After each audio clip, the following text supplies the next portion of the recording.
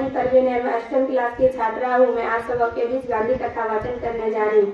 ज्योति ज्ञानी रामचंद्र मेहता मुंबई के एक धनवान व्यापारी थे। देश विदेश में उनका हीरे जवाहरात का लेन देन फैला हुआ था। उनकी याददाश्त गजब की थी। उन्हें एक बार बताई हुई 100 बातें भी याद रहती थी। केवल एक बार सुनकर वे उन्हें दोहरा सकते थे। वे कई काम एक साथ कर सकते थे, लेकिन उनका मन हमेशा ही धर्म में रमा रहता था। मोहनदास उनसे जब पहली बार मिले तब उन्हें पता चला था कि उनकी मां का देहांत हो चुका था। 23 साल के उदास युवक का मन बहलाने के लिए रामचंद्र जी अपनी समृद्धि के करिश्मे दिखाते थे।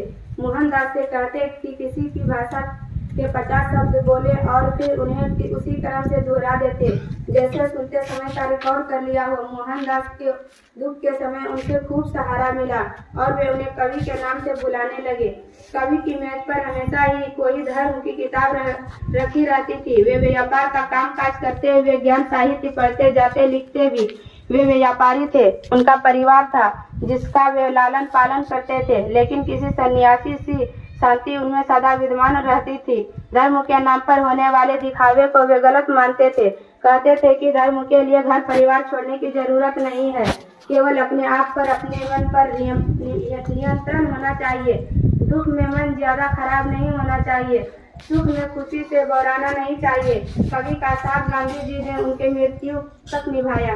धर्म की कोई बात जब गांधी जी को समझ नहीं आती तब वे कवि को चिट्ठी लिखते। उनके ज्ञान से बापू को हमेशा धर्म का रास्ता दिखाया। धन्यवाद।